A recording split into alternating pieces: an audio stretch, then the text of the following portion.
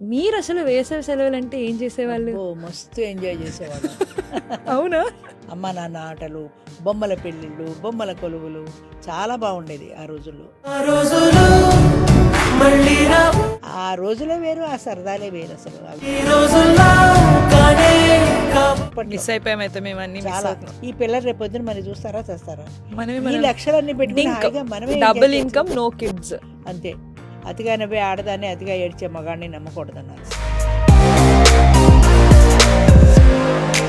అదే జంజాల గారు అయితే నవ్వడం ఒక యోగం, నవ్వకపోతే ఒక అదొక రోగం రోగం అన్నారు. అన్నారు ఆయన.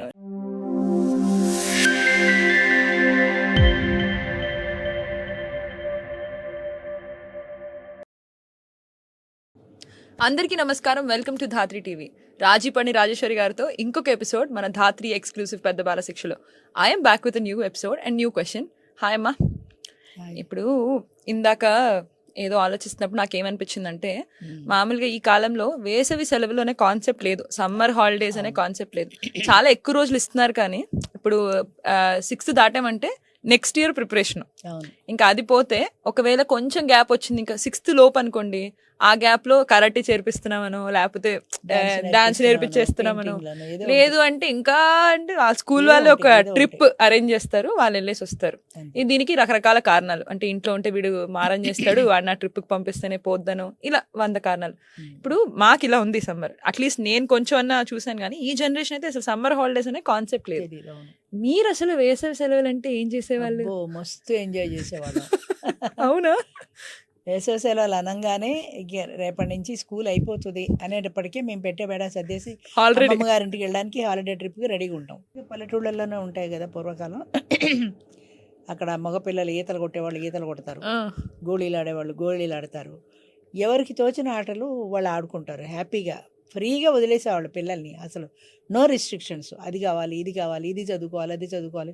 పుస్తకాలు అవతల పడేయడమే. మళ్ళీ స్కూల్కి పుస్తకాలు లేవైతే. స్కూల్కి వెళ్ళిన తర్వాత మీకే బాగుంది. హాయిగా ఉండేది నిజంగానే. పిల్లలు ఈ రోజుల్లో పిల్లలు అసలు వెకేషన్ అనేది మిస్ అయిపోతున్నారు కంప్లీట్గా. అప్పుడు ఏంటంటే హ్యాపీగా ఆడుకునే వాళ్ళం. అమ్మ నాన్న ఆటలు, పెళ్ళిళ్ళు, బొమ్మల పెళ్ళిళ్ళు, బొమ్మల కొలువులు చాలా బాగుండేది ఆ రోజుల్లో. అంటే మనిషికి మనిషికి ఉండే బంధం కూడా బాగుండేది. ఎందుకంటే ఇప్పట్లాగా ఫోన్లు అవి లేవు కాబట్టి కూర్చోవడం, కబుర్లు చెప్పుకోవటం, ఆడుకోవటం. చాలా మంది కజిన్స్, చాలా మంది గ్రూప్స్ ఏదో చెప్తూ ఉంటారు, మా నాన్నమ్మ అమ్మమ్మ చెప్తూ ఉంటారు, అదే ఆరు బయట కూర్చుని నక్షత్రాలు చూసుకుని అవును. ఇవన్నీ ఉండేవి. బయట పడుకుని కూర్చొని కాదు, ఈ రోజుల్లో ఇన్ని దోమలు లేవు. ఓహో, ఆ రోజుల్లో బయట మంచాలు వేసేసేవాళ్ళు, బయట పక్కలు వేసేసేవాళ్ళు. హాయిగా పడుకొని నక్షత్రాలు చూసుకుంటూ పిల్లలు కథలు కబుర్లు చెప్పుకునేవాళ్ళు. పెళ్ళిళ్ళకి వెళ్ళినా అంతే. పెళ్లి పెడితే 7 రోజుల పెళ్ళిళ్ళు. ఈ రోజుల్లో కూడా ఇప్పుడు సంగీతాన్ని అవన్నీ ఇవన్నీ చేస్తున్నారు, కానీ ఇది వేరు. ఆ రోజులు 7 రోజులు అక్కడే ఉండడం పెళ్ళిళ్ళు అంటే. ఇప్పుడు నా పెళ్ళి హాలిడేస్. నాకు 13వ ఏట పెళ్ళయింది. అంటే లంగా ఓణీలు వేసుకునే వయసు. ఓణి కూడా కొత్తగా మొదలుపెట్టారు. పిల్ల లంగా జాకెట్లో ఉంటే ఆనదు పెళ్ళికి అని ఓణి వేశారు. అంచేత ఆ లంగా ఓణీలు వేసుకునే వయసులో చుట్టాలందరూ వస్తారంటే ఆనందం, చుట్టాలు వస్తున్నారని. ఆ చుట్టాలందరిలో మన ఏజ్ గ్రూప్ పిల్లలు ఉంటారు కదా, ఆ కజిన్స్, పిల్లలతో అందరూ హాయిగా ఆడుకోవటం. ఓహో, మన వాళ్ళేం కాదు, ఎవరైనా అందరూ ఎవరైనా కలిసిపోయేవాళ్ళు. సరే, అందరూ. అందరికీ కలిపి డాబా మీద పక్కలు వేసేసారు పడుకోండి అని. చాపలు వేసేసారు, బొంతలు వేసేసారు, పడుకున్నాం. హాయిగా పడుకొని కబుర్లు చెప్పుకుంటూ, కథలు చెప్పుకుంటూ, ఆ నక్షత్రాలు చూసుకుంటూ. అంటే పెళ్లి కూతురు అంటే పెళ్లి కొడుకుని సంబంధించినటువంటి స్వీట్ డ్రీమ్స్ ఏమీ లేవు. అసలు ఏం తెలిసరి పెళ్లి కొడుకు అంటే ఏంటో తెలియని వయసు కదా అది. అంచేత అప్పట్లో పెళ్లి కూతురు చేసిన దగ్గర నుంచి ఏదో 7 వారాలు నగలు దింపేవాళ్ళు. నేను ఒక్కతినే కూతురు కాబట్టి నాకు బోల్డు నగలు ఉండేవి. ఆ నగలన్నీ పెట్టేశారు. ఆ నగలతోటే వెళ్ళి పడుకున్నా, ఆ నగలతోటే కబుర్లు చెప్పుకుంటున్నా, ఆ నగలతోటే నిద్రపోయాను. తెల్లవారుజామున ముహూర్తం. రిక్షాలు వచ్చాయి. ఆ రోజుల్లో ఆటోలు కార్లు అవి లేవు కదా, రిక్షాలు వచ్చాయి. ఈ రిక్షాల్లో ఈ పిల్లలందరినీ తీసుకెళ్ళి కోలేసి ఆ పెళ్ళయ్యే సత్రానికి తీసుకుపోయారు. నన్ను కూడా తీసుకుపోయారు. ఎవరో తీసుకెళ్ళి రిక్షాలో కోలేశారు. నేను నిద్రలోనే ఉన్నా. తీసుకెళ్లారు, ఆడ చాప మీద పడుకోబెట్టారు. నేను అలాగే 7 వారాల నగలు వేసుకొని అక్కడే పడుకున్నా. నాకు తెలియదు కూడా, వెళ్ళినట్టు కూడా తెలియదు నాకు. ఈ పనులన్నీ అయ్యే లాస్ట్లో తాళాలు వేసుకునేటప్పుడు మా అమ్మకి గుర్తొచ్చింది కూతురు ఏమైంది అని. అప్పుడు ఏమైందని వెళ్ళిపోయాను. దాంట్లో సత్రానికి వెళ్ళిపోయాను, అక్కడే పడుకున్నాను. వీళ్ళందరూ మేడ మీద అంతా చూశారు, ఎక్కడ కనపడలా. పిల్లలతో కానీ అది కూడా వెళ్ళిపోయిందేమో అన్నారు ఎవరో. గుండెలు కొక్కుంటూ మా అమ్మ వాళ్ళందరూ పరిగెత్తారు అక్కడికి. అంటే పిల్ల ఏమైపోయిందో, నగలు ఉన్నాయి కదా ఒంటి మీద, అది భయ. ఆ రోజుల్లో ఇంత దొంగతనాలు అవి లేవు కదా. నిజాయితీగా పాప ఆ రిక్షా వాడు ఎవడో తీసుకెళ్ళాడు, ఆడ పడుకోబెట్టాడు. ఈ నగలన్నీ వేసుకుని నేను అక్కడే పడుకున్నాను. సరే వెళ్ళాక అమ్మయ్య పిల్ల ఉంది కదా అనుకున్నారు, నగలన్నీ ఉన్నాయి, సేఫ్.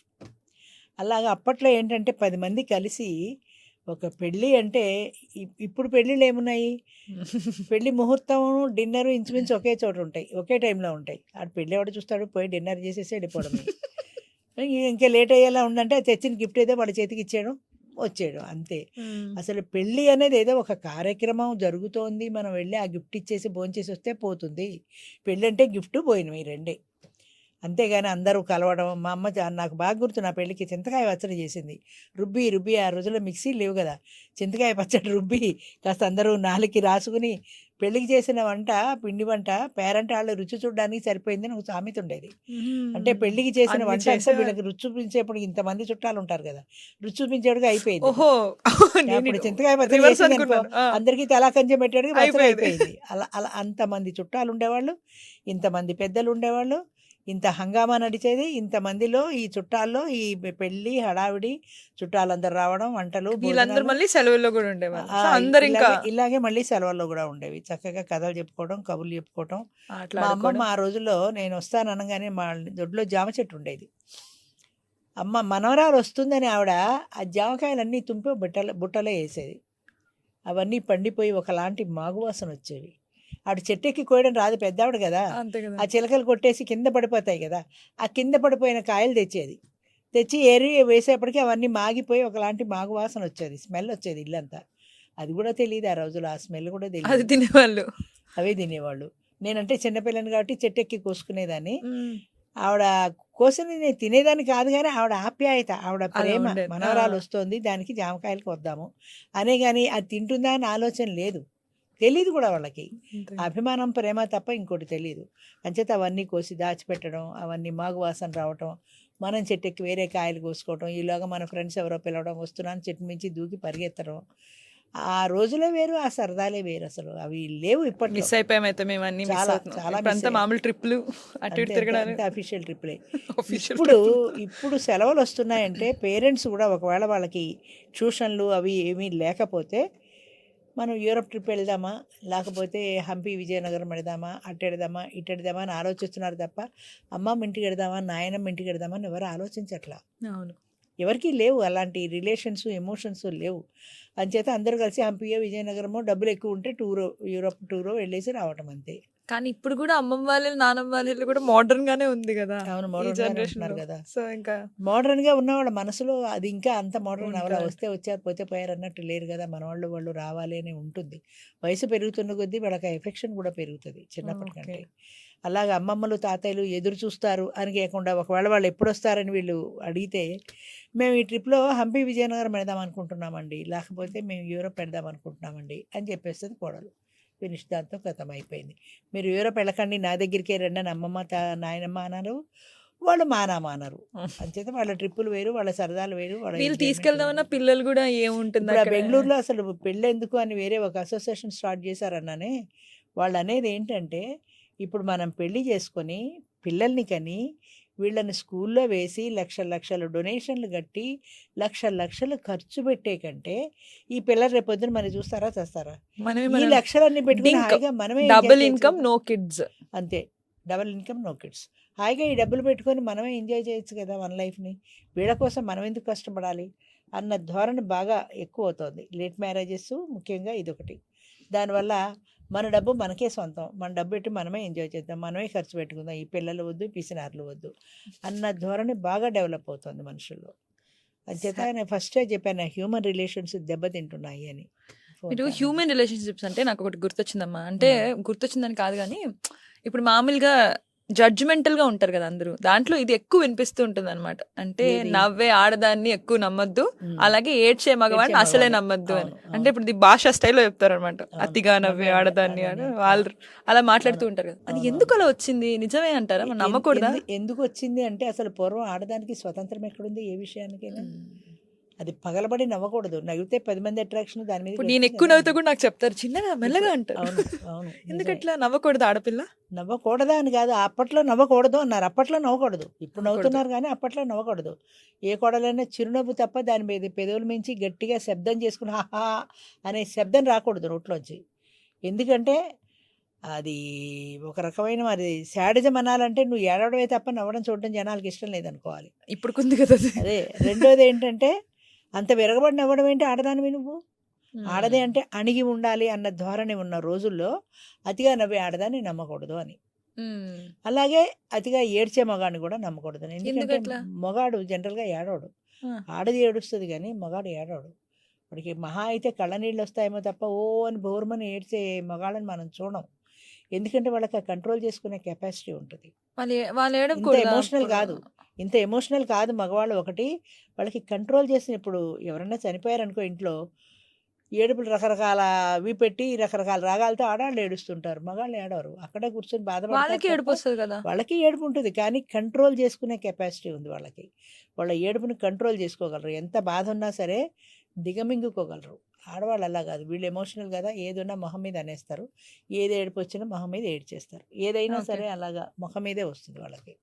కంట్రోల్ చేసిన కెపాసిటీ మగవాడికి ఉన్నట్టు ఆడదానికి లేదు.